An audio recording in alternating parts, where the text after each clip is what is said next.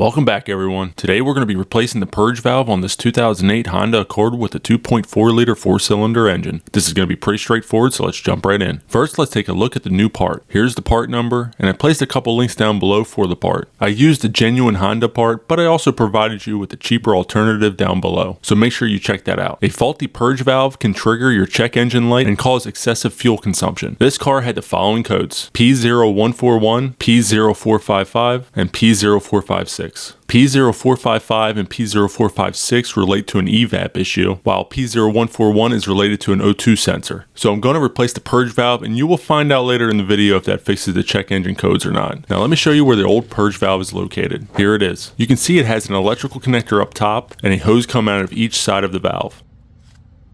Since we need to remove an electrical connector, I'm going to disconnect the negative battery terminal to cut off all power to the car. This bolt is a 10mm.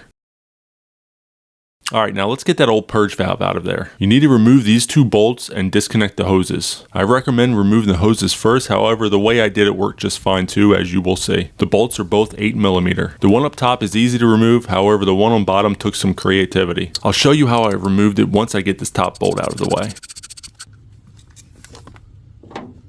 Alright, so this hose right here is in the way and you can tell it doesn't move, like at all. You can see I tried to find different angles to get to the bolt, but nothing was really working. I even tried to get a small open-ended wrench in there, but this proved to be too difficult as well. There's just not enough space down here with that hose in the way. Now I did not have my swivel socket with me on this day, which probably would have made this so much easier. So if you have a swivel socket, give it a shot and let me know down below how it worked out for you. I have to figure out a different way to get to it. While looking down, I noticed this bolt right here was attached to the hose that's in my way. Once I noticed that, I thought for sure this was going to be smooth sailing after I removed it. I was wrong, but I'll get to that in a moment. Before removing that bolt, I recommend you remove the air tube first. I'll be removing it a little later. This will give you more room, which as you can tell, we need all the room we can get. Go ahead and remove the 10mm bolt. Be careful you don't lose it. This bolt doesn't have a lot of threads.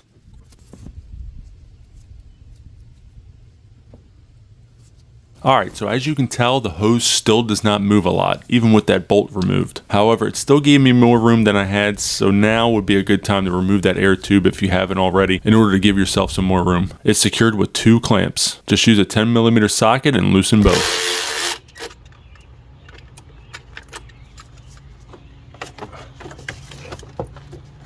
Push the tube out of the way. Now we have barely enough room to get that bolt out of there. You will need a 3-inch extension. Now I lifted up on these two hoses and then slid the socket wrench underneath. This gave me just enough space to loosen that bolt. You will need to hold those hoses up a little to prevent the socket from slipping and stripping the bolt. Eventually it will be loose enough that you can detach the wrench and unscrew the bolt with just the extension. Once you get close to the end, go ahead and unscrew the rest by hand and try not to drop the bolt.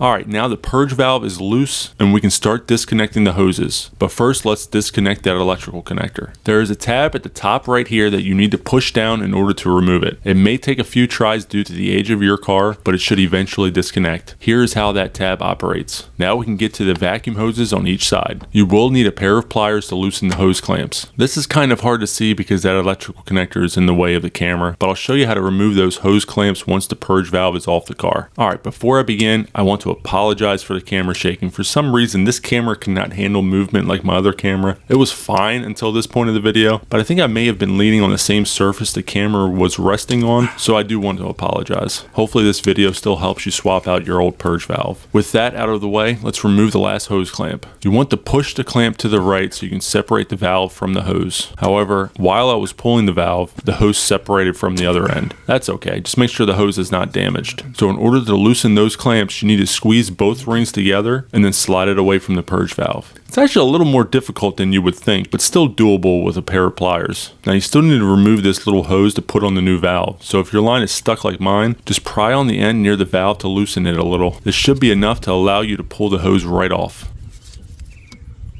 Just like that. Now grab the new valve and compare it to the old one. Make sure they are exactly the same. Once that is confirmed, you can begin installing the new one. First, let's get that short hose on the new purge valve. This should slide right on. Then you can take your pliers and slide the hose clamp down. Right there should be good. Now you can slide the other end of the hose right here near this black canister looking thing. If you moved that hose clamp on the end earlier, then you need to move it again. Mine is still in the same location, so I didn't have to move mine. Now you can attach the other end of the hose.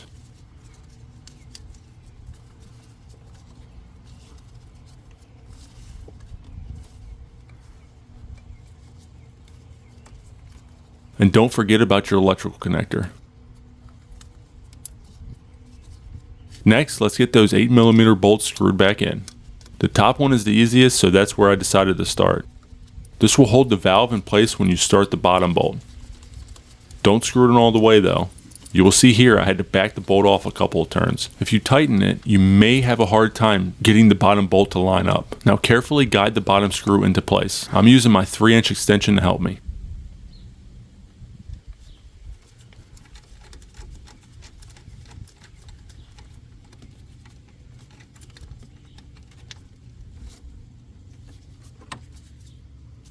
Once you feel it tight, you can grab your ratchet and snug those 8mm bolts. I was unable to find the torque specs on these, so if you know what they are, please comment it below so everybody can find it. Since the purge valve is plastic on the sides, you don't want to tighten these bolts too much. Just snug the bolts and that's it. Now we can tighten down that 10mm bolt that holds down the hose. Go ahead and screw it in, and then once you feel resistance, snug it down with your ratchet. Once that's done, we can get our air intake tube put back on. Slide the right side onto the air box and the left side onto the throttle body. Snug down the 10mm bolts. And don't forget about the negative battery cable.